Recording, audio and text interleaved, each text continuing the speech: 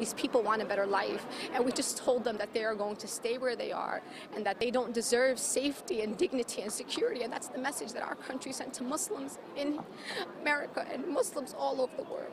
The reaction from the Muslim community in New York is an emotional one. Through disbelief and some tears, they reacted to what they call an unjust and immoral decision from the country's highest court.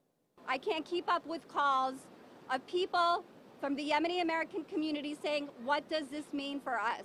It was one of the Trump administration's first major moves in the beginning of his presidency. Trump first announced a travel ban from mostly Muslim countries in January last year, citing national security concerns. From the very onset, it was battled in the state courts before ending up in the hands of the U.S. Supreme Court.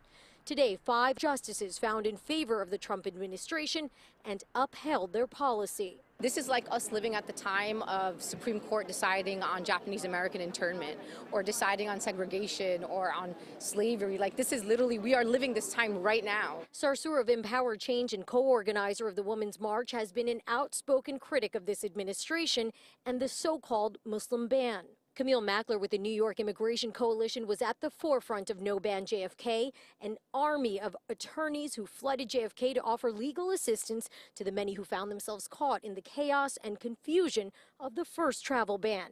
She says she doesn't expect the same scenario to play out this time, but that doesn't mean their work is done either. And I remember those days at JFK, and I remember how hard these families wanted to fight to be a part of this country, and, so for them, we have to keep fighting. The very beginning of that fight to continue behind me at 6 p.m. here at Foley Square. A number of calls to action from a number of advocacy groups and activists calling for people to show up here at 6 p.m. if you are against this travel ban and the Supreme Court decision. Now, of course, as we mentioned, much of the concern over some of the confusion that will likely occur as a result of this decision. So there is a lot of information on our website, pix11.com. If you're interested in legal help, if you have questions, there are a number of organizations offering to answer some of those questions. So please check it out, www.pix11.com. We're reporting live from Foley Square. I'm Narmeen Chaudhry, Pix 11 News.